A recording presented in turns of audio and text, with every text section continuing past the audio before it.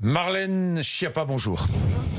Notre incapacité concernant les violences faites aux femmes est une honte pour notre pays. Qui a dit cela ? Le président de la République. Le premier. Et vous diriez la même chose, évidemment. Absolument. Et Nicole Belloubet, qui était à votre place la semaine dernière, qui disait exactement la même chose.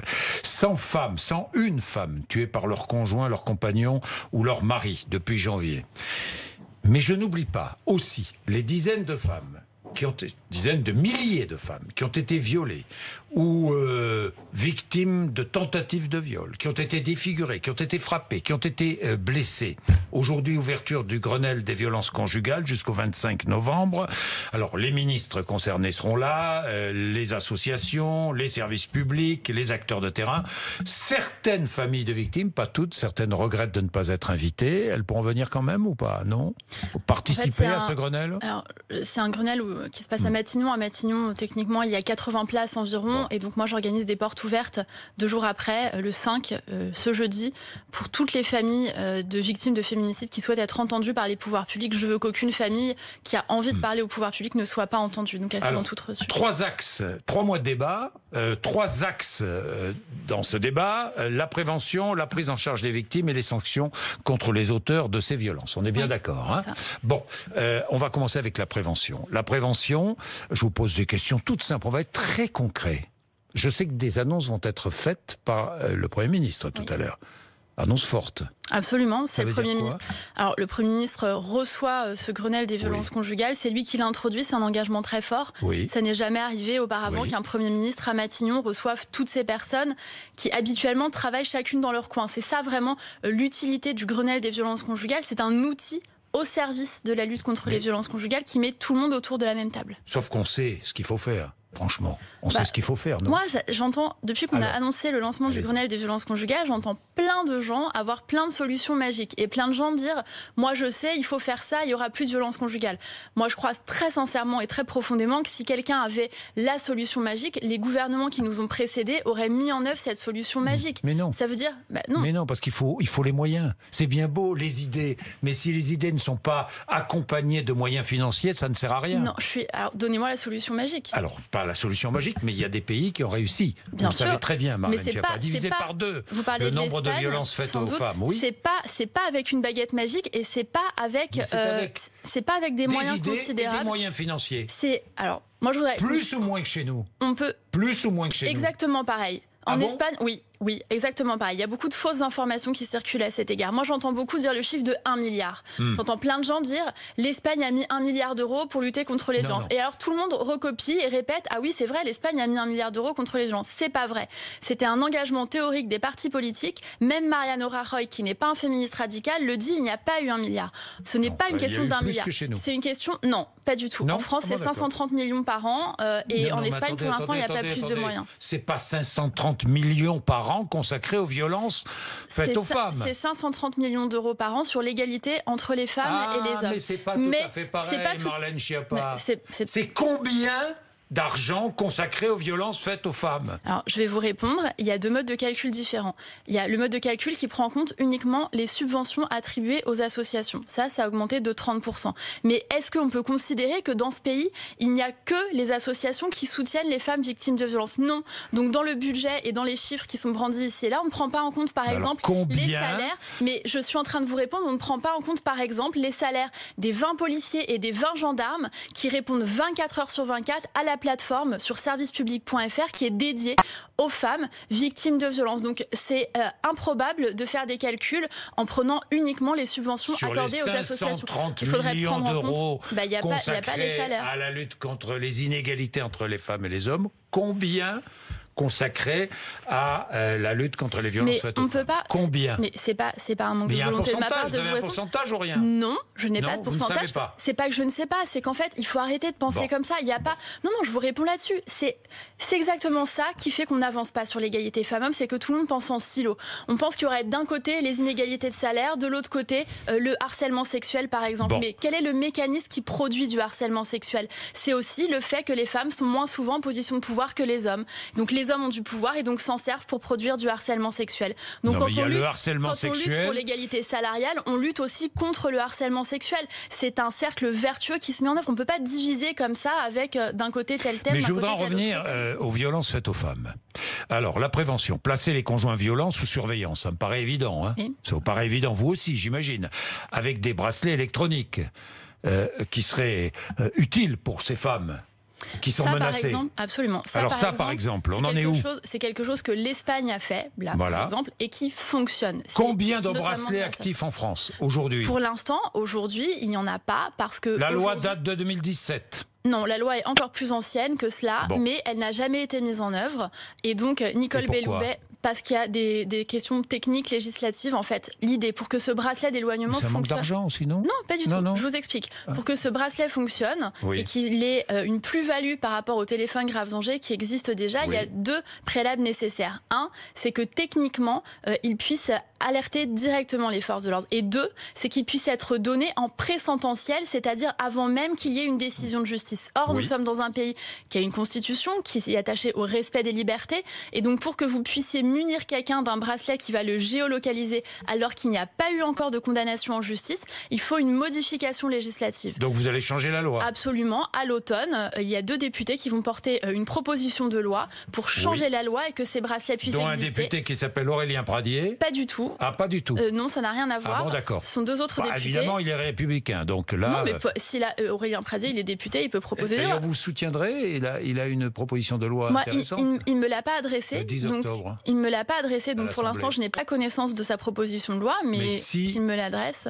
Vous le soutiendrez. Le gouvernement la soutiendra. Alors, moi, je soutiendrai tout ce qui pourra faire avancer les choses. Je vous dis ça parce que sur ce terrain-là, il faut éviter les querelles politiciennes. Vous êtes bien d'accord, hein, Marlène Schiappa? Évidemment, c'est ce que je dis depuis toujours.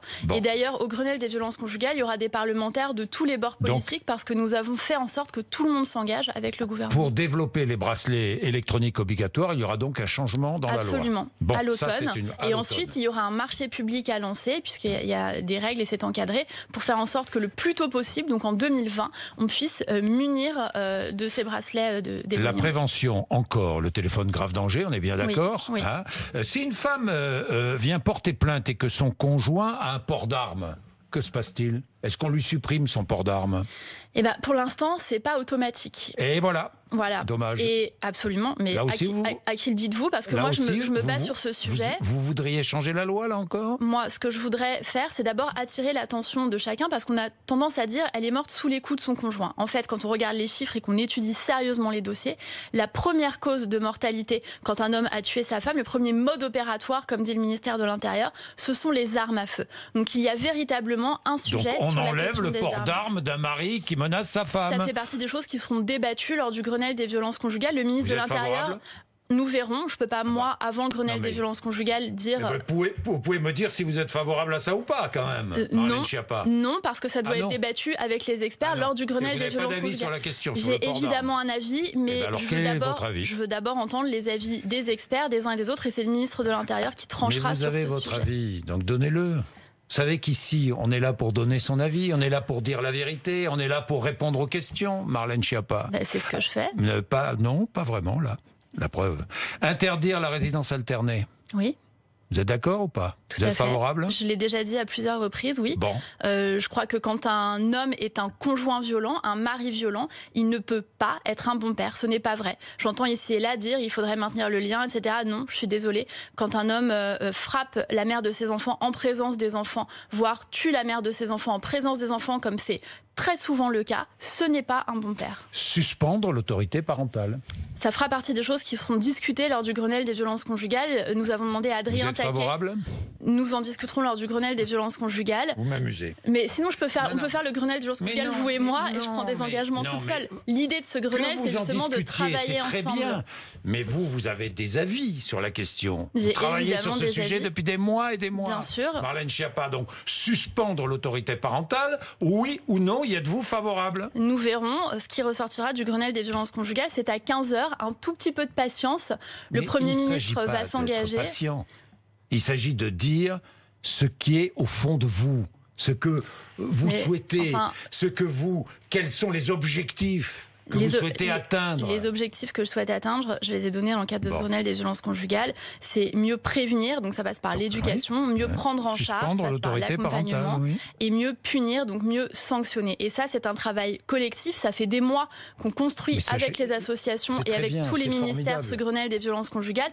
Les annonces, elles seront faites par le Premier ministre à 15h au début de ce Grenelle des violences conjugales. Je me demande pourquoi vous acceptez une invitation quand vous me dites sans cesse, non, de toute façon, les annonces seront faites dans l'après-midi, Marlène Schiappa. Vous savez que ça, c'est absolument insupportable. Moi, je vous invite. Si je vous invite, c'est pour que vous donniez des réponses. Les sanctions. On peut arrêter l'interview, Jean-Jacques Bourdin. Pourquoi pas, vous savez, ça va arriver. Écoutez, je sais que ça vous est arrivé. Moi, je suis là pour répondre à vos questions. Je suis là pour donner impulsion du gouvernement. Des tribunaux spécialisés. On parle de sanctions. Mais je vais pas. Des tribunaux spécialisés ou pas?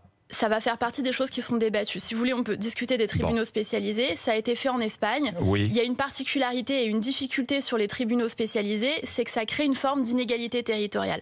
Moi, comme vous le savez, je suis parisienne, mais je suis élue de la Sarthe, originaire de Corse. Donc les inégalités territoriales, je les vois profondément.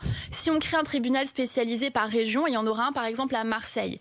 Quand votre fille a été victime de violences conjugales ou de féminicide à Ajaccio, ça veut dire que vous devrez prendre l'avion ou le bateau pour vous rendre jusqu'à Marseille. Ça crée une forme d'inégalité territoriale. Néanmoins, est-ce qu'on peut mieux former les magistrats? Je le crois profondément. Quand on voit que des choses comme les téléphones grave danger ne sont pas assez attribuées par décision de justice, que les ordonnances de protection ne sont pas assez utilisées, c'est le sens de la circulaire de Nicole Belloubet, on voit qu'il y a des progrès énormes à faire. Vous savez comment ça se passe en Espagne? Vous le savez mieux que moi. Les juges ont 72 heures maximum pour instruire le dossier et le procès doit se tenir dans les 15 jours. Oui.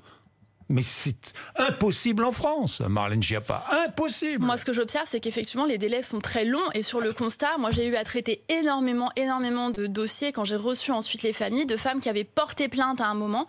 Et entre la plainte et la date du procès, elles ont été tuées. Donc oui, les délais de la justice sont beaucoup trop longs. L'hébergement d'urgence, où est-ce qu'on en est? On avance, il y a des places qui ont été créées. On avance, mais d'accord. Alors, tant j'ai mieux. un tableau. Là, je peux vous répondre. Allez-y. Voilà. Répondez-moi. Là, vous allez enfin avoir une réponse concrète. Oui, enfin. Oui. Oui, mais je fais dans votre sens. Et il y a eu, sur l'année 2018, il y a eu très précisément 5131 places qui ont été créées. On s'était engagé sur 5000, il y en a 5131. Sur 2019, jusqu'au 31 juillet, vous avez 305 places qui ont été créées. Et à partir du 1er août, 279 nouvelles places qui ont été créées. Combien à la fin de l'année 2019 ? À la fin de l'année 2019, on sera sur un total du coup de plus de 5500, entre 5000 et 6000 places en tout. Dont 584 nouvelles places sur l'année 2019. Mais pour moi, il y a un sujet vraiment important, deux sujets en fait, importants sur la question de l'hébergement. D'abord, c'est la qualité. Parce que souvent, on parle des chiffres en disant, bon, 5000, c'est bien, c'est mieux que 4000, c'est moins bien que 6000, etc. La question primordiale, c'est la qualité. Parce que moi, ça m'est arrivé, quand j'étais élue locale en charge de ces questions, de proposer un hébergement à une femme victime de violences conjugales qui me dit non, qui me dit, je ne veux pas quitter mon domicile pour partir avec mes enfants dans un foyer où je serais peut-être, je ne sais pas comment, dans un dortoir avec d'autres femmes. Il n'y aura pas de place pour mes enfants, je ne serai pas en sécurité, je vais tomber dans la précarité, etc. Cet été, je suis allée au mois d'août visiter le FIT, le foyer Une femme, un toit. Il y a une jeune femme qui m'a dit qu'elle avait été logée en hôtel social et qu'elle a été agressée sexuellement dans l'hôtel social où elle était logée pour se protéger des violences conjugales. Vous vous rendez compte des parcours que ça produit. Donc on a vraiment un sujet de qualité de l'hébergement et également un sujet de répartition, de maillage territorial à travers les régions. Je vous raconte rapidement une dernière chose sur ce sujet, très rapidement. J'ai d'autres questions. Vous savez que d'un département à l'autre, les informations ne se communiquent pas toujours. Il m'est arrivé d'aller dans un département et de voir une place disponible en foyer, de poursuivre ma visite dans un autre département et qu'on me dise on n'a pas de place ici pour loger les femmes. Je dis attendez, à 20 minutes en voiture, je viens de partir d'un foyer où il y avait une place. Ah oui, mais on n'a pas accès parce que ce sont les données d'un autre département. Ça, il faudra y apporter des réponses. Alors, deux questions pour terminer. 3919, ça c'est le numéro qui est mis en place pour aider toutes ces femmes qui ont peur, qui doivent appeler, qui ont besoin de renseignements, qui appellent au secours. 3919, absolument. On est bien d'accord. 3919, c'est un numéro qui peut orienter également les témoins. Et je voudrais dire que la campagne que nous menons, elle produit ses effets, puisque d'habitude, il y a environ 250 appels le lundi.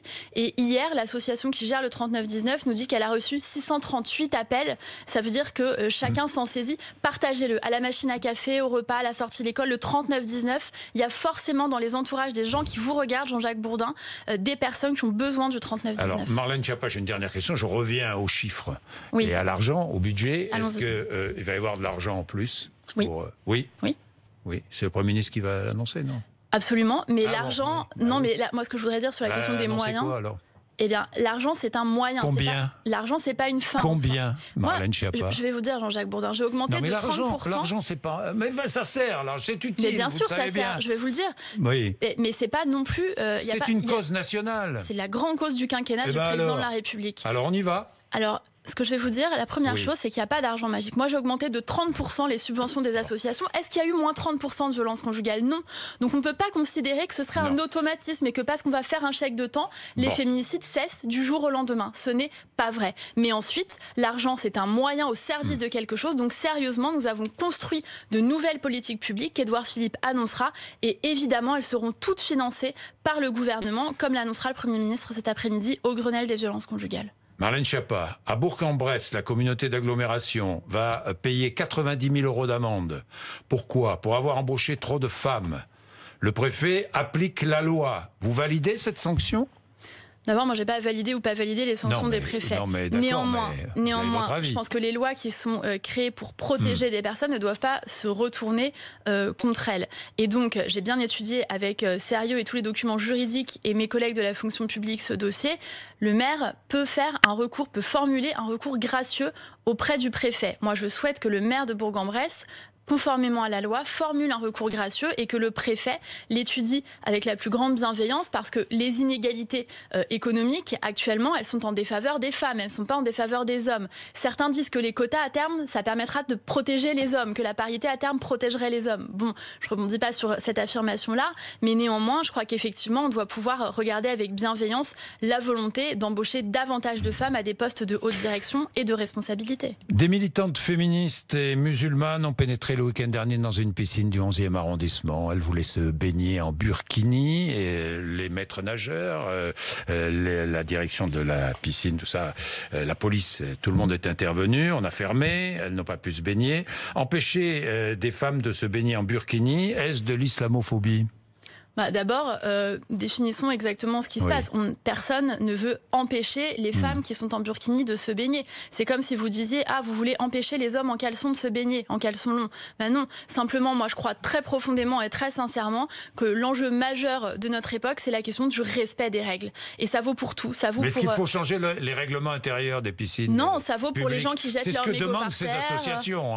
Mais non, je ne le crois pas. Si on veut se camoufler les cheveux quand on veut se baigner, et c'est un souhait que je n'ai pas à débattre, on peut tout simplement être un bonnet de bain et respecter tout simplement les règles de la piscine. Mais derrière, je voudrais dire... On ne change pas les règles. Mais chaque règlement intérieur est ce qu'il est. C'est pas à moi de faire les règlements intérieurs des piscines, mais je suis assez dérangée par le fait que ça prenne un écho incroyable et qu'elles réussissent, ces militantes, à faire comme s'il y avait des millions de femmes en France qui réclamaient de se baigner en burkini. Je suis désolée, moi je reçois des centaines de courriers tous les jours. Je suis engagée depuis 15 ans sur la question des droits des femmes. Ce n'est pas vrai qu'il y a en France des millions de femmes qui se réveillent en disant « je souhaite aller à la piscine en burkini ». C'est le fait d'une minorité qui le fait parce que c'est une activité activiste de leur part. Mais je crois qu'il ne faut pas tomber dans ce piège. Il ne faut pas céder, mais surtout il ne faut pas tomber dans le piège de faire comme si c'était une revendication massive. Il ne faut discriminer personne.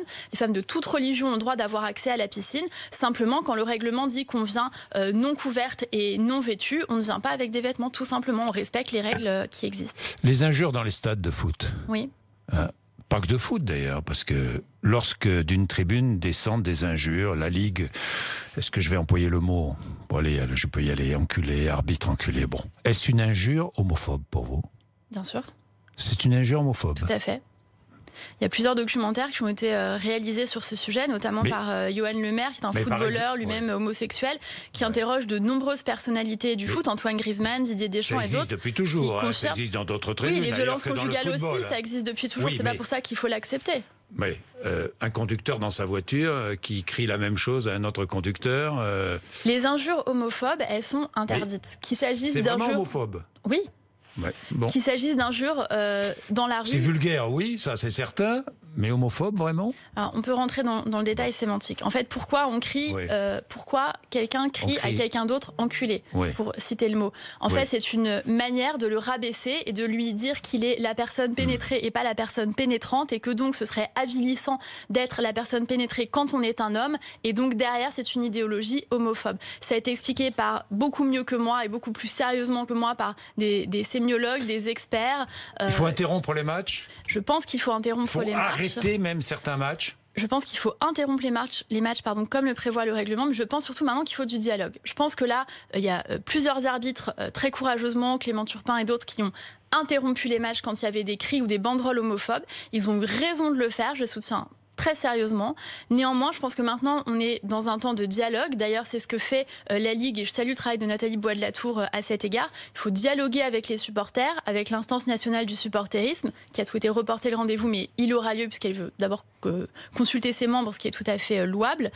Et à la suite de cela, voir comment on travaille sur la prévention, la formation, très sérieusement. L'idée, c'est pas de stigmatiser le foot du tout, mais l'idée, c'est que chacun puisse venir en famille au stade, et qu'on puisse venir aussi au stade sans avoir des injures racistes, des cris de singe, des propos homophobes, des propos sexistes, etc. Tout simplement. Merci Marlène Schiappa d'être venue nous voir. Attendez. Pouvez-vous parler des mères qui perdent la garde de leurs enfants? Les femmes sont accusées de vouloir éloigner les enfants du père si elles veulent quitter leur mari, car les plaintes sont mises de côté. Voilà ce que me dit aussi Michel.